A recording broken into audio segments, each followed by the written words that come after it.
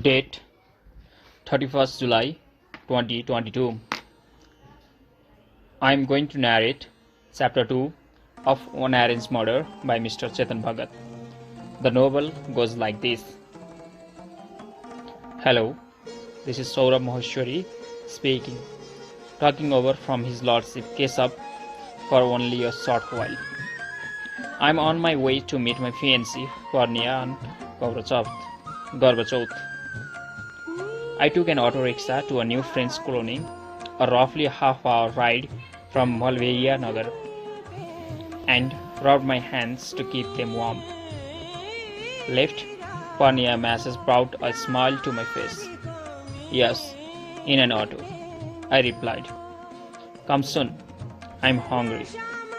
Yes, I replied. Drive fast, Bhaiya, I told the auto driver. I looked at my phone and smiled. Could there be a lock here, man? My fiancée decided to keep a Gorbachev fast for me, even though we aren't technically married. Isn't she sweet? Haven't eaten anything all day. No water even, Purnia messaged. Have something, my chickie.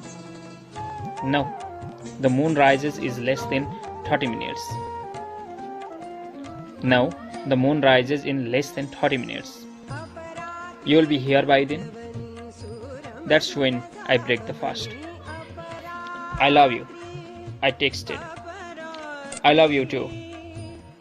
Another message come immediately after. I have something special to share with you. What? Come and I'll tell you. What is it? Something unbelievable, but special. I just found out. I called her on video call. She picked up. She was in her room. I saw her super cute face. She shook her head. What? I said. Don't look at me like that.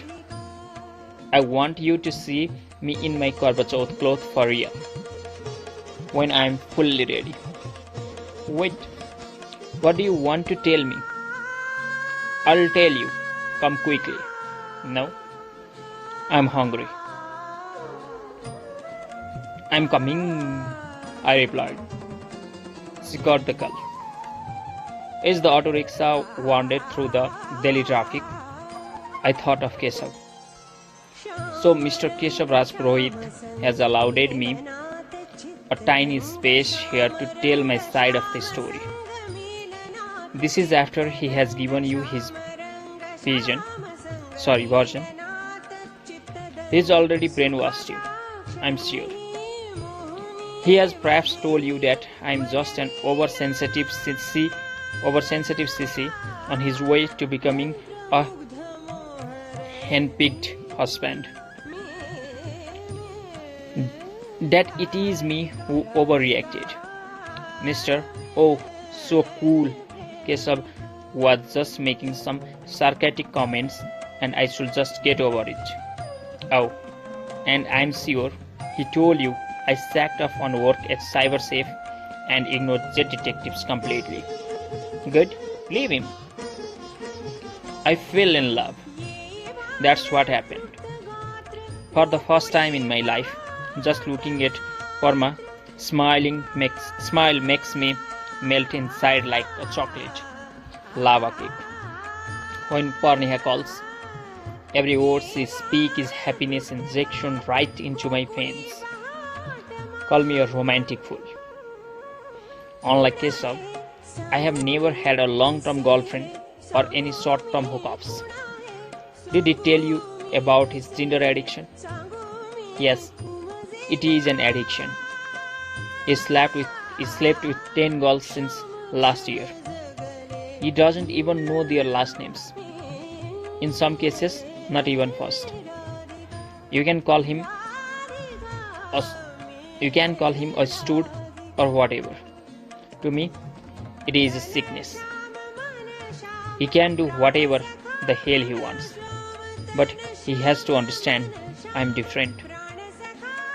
I have one, and the only one. Parma.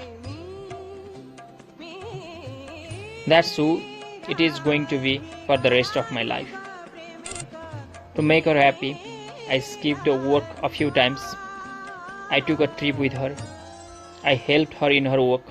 Of course, Mr. Keshav, upset that I wasn't giving him 100% attention, scolded like a baby.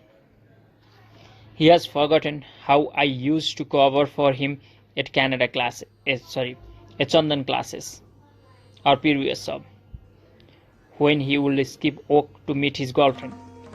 I will not only make a good excuse for him, but also finishes his assignments. Even at CyberSafe, he once had a Tinder match who could only meet in the afternoon. He dashed out of office and I covered him and told Jacob he had a family emergency. Of course, when time comes to return the favor, Mr. Six-Pack bitches and whines about my relationship. And then he crossed all limits one day when Purnia was at home. You want to know what happened? Why have you stopped? I said to the driver when I realized we hadn't moved for 5 minutes. TIT signal. Takes a long while here, he said. I checked the time. It was 7:24 p.m. According to Google, the moon will be visible at 7:46 p.m. I had some time. I didn't want Purnia to wait in hunger a minute more than she needed to. I just had to get there before the moon did. Of course, the moon didn't have to deal with the daily traffic. Where have you reached? Purnia sent a message. 20 minutes away. IIT signal is a pain. Cool, take your time. I'll try not to faint. Hungry my gulab jamun. On the roof, all decked up, waiting for you. Moon dear. Don't see it yet. I'll reach soon, I said. Take the stairs. The back door is open. The signal turned green for the third time and my auto finally got a chance to cross. I checked my pocket for the gold necklace I had bought for her. 15 minutes later, the auto entered the quarter lanes of New French Colony, passing the metro station, and then into a block. Purnia lives in 400 square yard koti or bungalow, located in the lane of post bungalows. A narrow lane passes behind these kotis, allowing access to the back entrance. Entering from the front door wouldn't mean the meeting the entire Malhotra clan. Neither Purnia nor I wanted to be ridiculed for being this lovely dove couple that keep a Karva Chauth fast before marriage. We had decided she will keep the clacky metal back door open for me instead. Right here, I said to the driver when we reached the back lane. Main entrance is in the front, he said as he fumbled for change. It's fine, I said and stepped out. The grey evening, cool trees and dim light made the alley seem darker than usual. I looked up the sky. No moon yet, or at least I couldn't see it from where I was.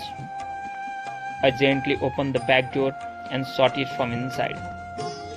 I climbed up the steps from the ground floor where the Malhotras had their main living room. I passed the mezzanine level, which had the kitchen for the entire house. I heard the whistle of the pressure cookers and cool smell rajma being made. This is a gift. I can tell what is being cooked in the kitchen far away by just breathing. I guess the Malhotras were readying themselves for the post-Karva Chauth fast. I paused to catch my breath on the first level. Maji, Parnia's grandmother stayed here with Anjali, Parnia's cousin from America, and Parnia's aunt Bindu, who taught in a school and looked a bit like a scary headmistress with her spectacles, stocky frame, and curly hair. After a few seconds of rest, I climbed up to the second level. Parnia lived here with her parents, Ramesh and Neelam, along with her 14-year-old brother, Ajay. I painted as I climbed up to the third floor. Aditya, Parnia's father, younger brother, occupied this entire floor. He lived alone, but also had his music studio here. I could hear music being played inside. I reached the final few steps that took me to the terrace. I checked that my sweater and the kurtas were in place. The climb had made me sweaty, but I had carried my calogne with me. After a few liberal sprays, I paused at the already open terrace door.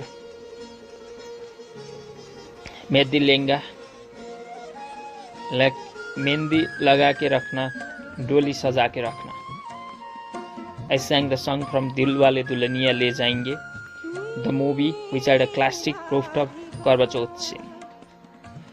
The sky had become pitch black. The straight fog made the shimmering light of the new French colony houses twinkling in the background. As I sang the song, I looked at the sky.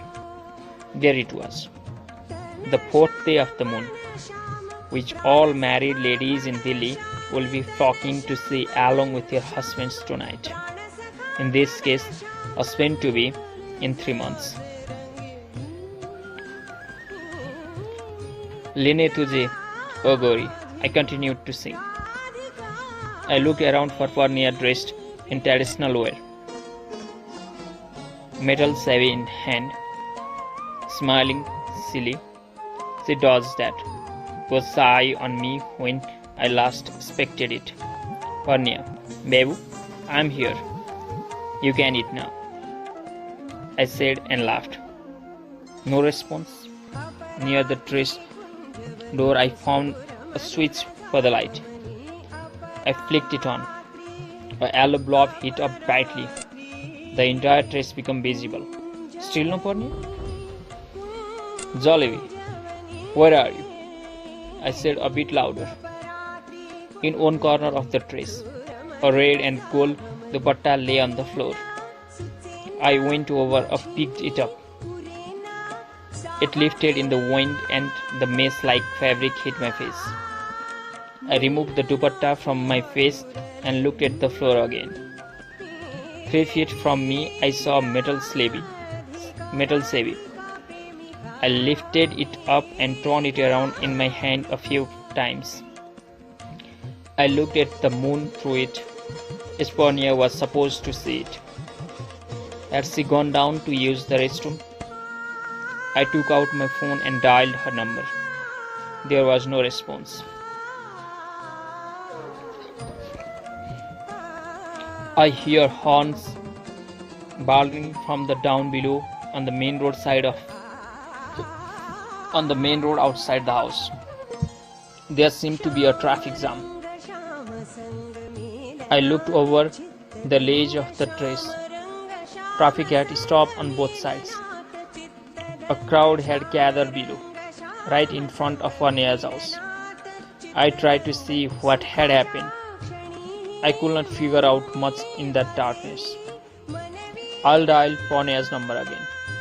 I couldn't reach her. I typed message. Where are you, Babu? Waiting for you on the terrace.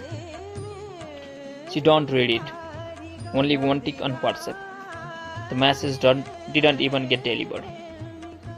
Aren't you hungry? Come, eat. I sent another one. Even this message went undelivered. The noise below rose in volume. I still couldn't figure out what was going on. Maybe something had happened and Pony had gone down to join the crowd as well, I thought. I turned towards the trash door to take the stair down. Before I could reach the down, Parnia's father Ramesh and two other men come running up the stair to the trash. I recognized Gupta and Aurora, neighbor of the Malhotras. "Hello, uncle," I said before Ramesh interrupted me. "Saurabh, you were here with her? With Parnia?" "I came to meet her." "Where is she?" He didn't respond. He touched the dupatta in my hand. "I found this here, uncle, when I came." Gupta took the metal shelf from my other hands. He showed it to the Ramesh and Aurora. "Malhotraji," he said, "you better not let this boy go." "Go where?" I said, perplexed. "Uncle, what's happening?"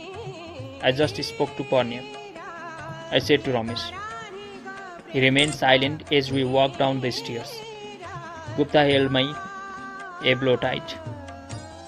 "Uncle, why are you holding my arms so hard?" I said to Gupta as we reached the ground floor. On the ground floor, we crossed the living room, the front patio, and the main gate to come out of the house. There was still a crowd on the road. Traffic remained choked. A few cars were trying to take a U-turn away from the jam. Many of Parnia's family members stood there as well. Saurabh, Neelam aunty, Parnia's mother, saw me first. She wore shocked expression. She looked at me as if she knew my name but could not place me. The crowd had formed a circle on the road. That was where I saw Parnia, face down on the road, in the red and gold lehenga that matched her dupatta I would had in my hand a few minutes ago. Her shoulder-length hair covered back of her head and the side of her face. Even in the darkness, I could make out the pool of blood around her head. The people around her stood in absolute silence. "Parnia," I said as I ran towards her. "Stop," Ramesh said and grabbed my twist. "Uncle, is she hot?" He shook his head. "What?" I said. "She's gone," Ramesh said, fighting back tears. My heartbeat paused for a second. I looked at the others stunned. Aditya and Parnia's brother Ajay stood with frozen expression. Next to them, Neelam sobbed as she held Bindu, who herself was visibly humming.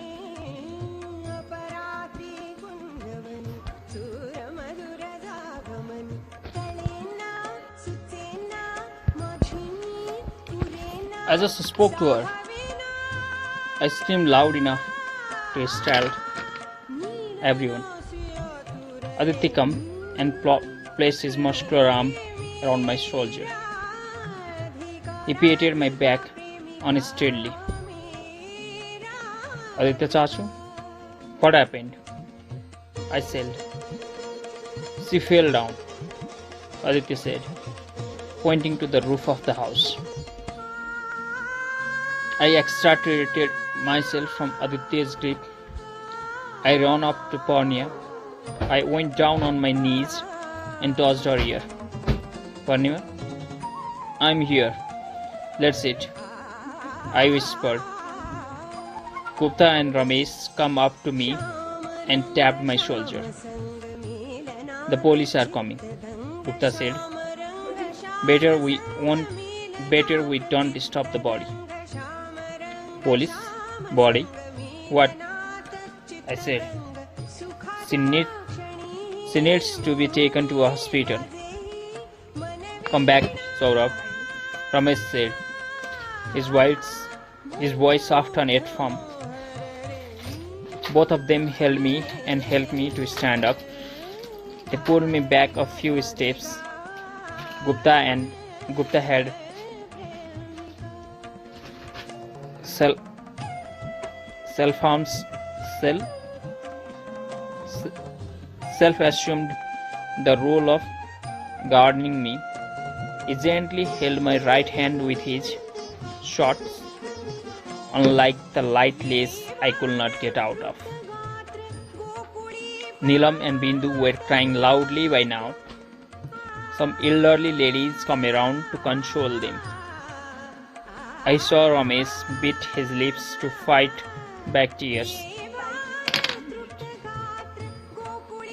I saw Ramesh bite his lips to fight back tears. Ajay hit his face in Aditya's chest.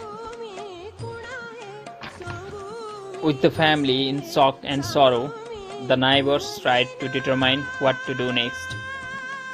Let's move her to the side, Aurora said. No, we should wait for the police, Gupta said. I felt numb. This had not just happened. Maybe I took a nap at home in the afternoon. This was a horrible dream. I will just wake up and rush to out meet Purnia. We'll feed each other sweets on a trace looking at the moon. Blood from her body was traveling to my feet. I stared at its slow courses in the darkness. I looked at Purnia again. Probably her hands had henna on them. She had specially applied it for Karva Chauth. I told myself to wake up. Nothing is wrong with Purnia. My mind went into a blur as it disconnected from reality. I could see the scenes around me but could not make sense of them. I heard the strain of a Gispi. The police were here. I saw the cops speak to Purnia's father. One of them took the pictures of the body from the top, sides and several close-ups. He also took a picture of the house and the dress. Shall we move the body aside? Aurora said. As colony president, he was need to disperse the crowd and get the road functional again.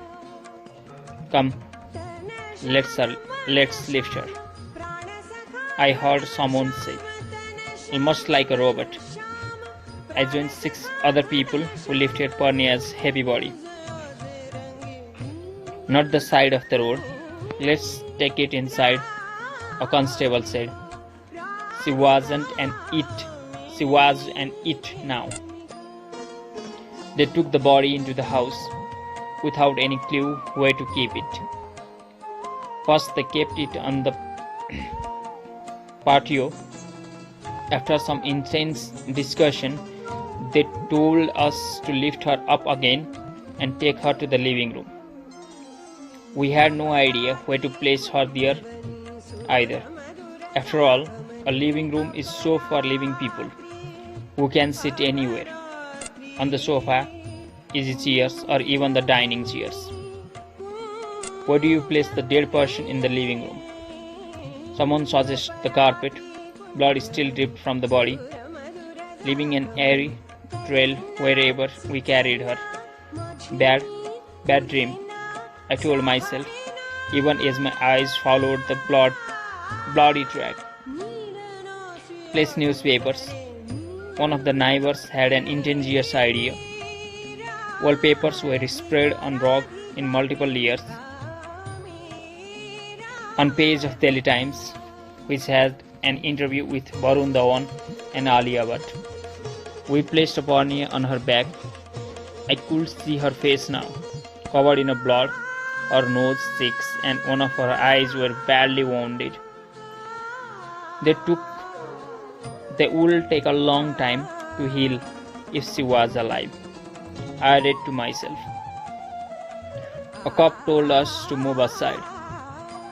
What happened to her? I said to the cop. She fell down. What else? Head must have burst, the cop said.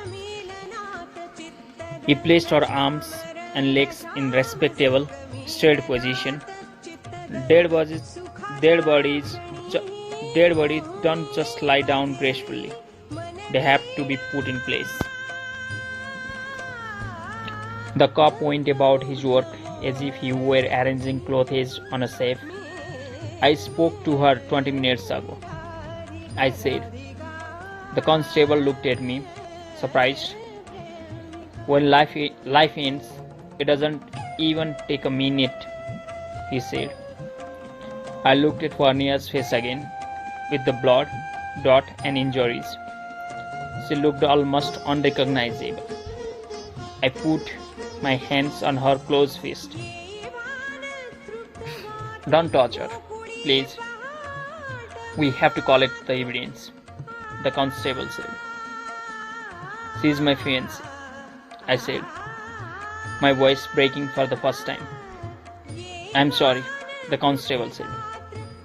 He covered her face with a sheet of paper. A Swachh Bharat ad started in us. Get something better, Gupta said. A few minutes later, someone brought a white cotton sheet. They used it to cover her entire body, including her face. I couldn't see her anymore. It was then that it hit me. Varnia is gone. She will never come back. She will fail from the trades. She went there because of me. All sound escaped me as I began to whimper. Some neighbors tried to calm me down, but I got steadily more hysterical. A senior cop walked up to me. Were you on the trades? He said in a firm, cold voice, unaffected by the tragedy around him.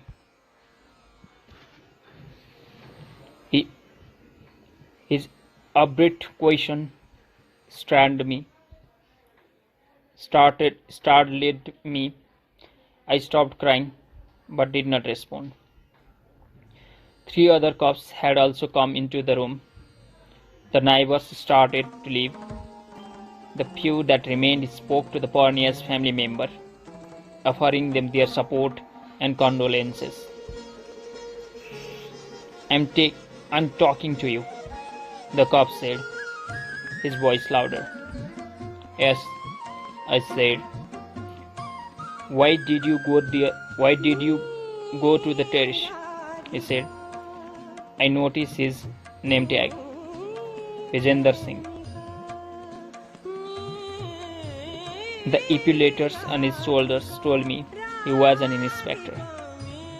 To meet her, I said. You meet her? No, I didn't find her there. Did you meet anyone else in the house? I felt uneasy. I don't like this line of the questioning. I had my own detective agency. I knew where he was going. I also knew that when it came to cops, it was best to speak as little as possible. No, I said. Why? I came in from the back entrance and took the stairs up. Why terrace? I took a deep breath and looked around me. Everyone seemed busy, either crying or consoling. We had a plan to meet upstairs. Sir, for Karva Chauth, she would see me and the moon and break her fast. The inspector narrowed his eyes. Karva Chauth? Yes, sir. It's today, the 4th day of the moon, when married women fast for their husband. I know Karva Chauth. You aren't her husband. Victim is not married. Victim is called Varnia, and she is the love of my life. I wanted to tell him. We were getting married in 3 months. She decided to keep the fast as a gesture. I said, "Hmm?" He said in an unconvinced tone. I repeated the sentence of events. I told him how I took an auto rickshaw, spoke to her, and came up to the terrace only to find it empty. And then Uncle came and brought me down. That's it, I said. That's your version then, Singh said.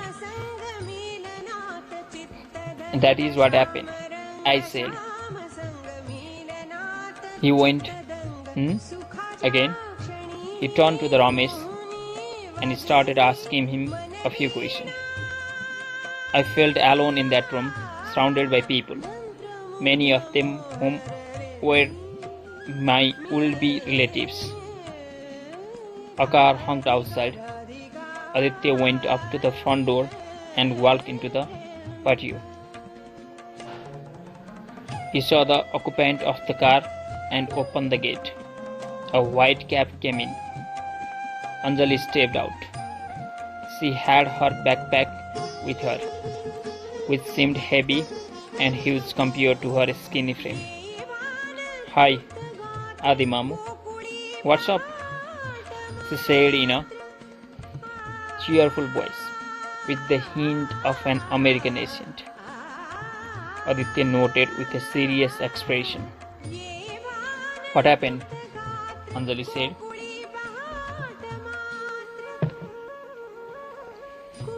She looked around. Something was clearly amiss. Aditya didn't respond.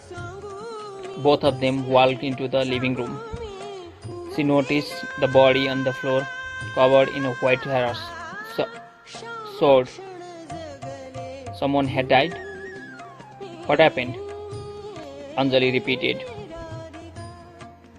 Is it Maji? We lost everything. Parnayaz is no more. Ramesh said, swallowing a lump in his throat. Anjali walked up to the body, bent and lifted the sheet from the face. She saw her cousin lying there dead. Parnaya Didi? Anjali said in a shaky voice. Aditya pulled her aside. See, she was fine, Anjali said, now in tears herself. Ajay, somewhat lost until this point, went up to Anjali. They both hugged and cried. The room felt like it was underwater, downing and skinning and going down, down.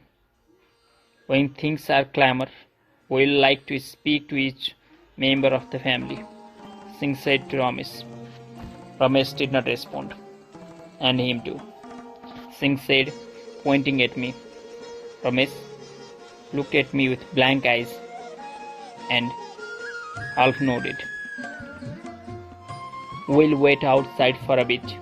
Let's talk once more before we leave, Singh said to Ramesh. The cop left the room. I leaned against the wall, staring at her body.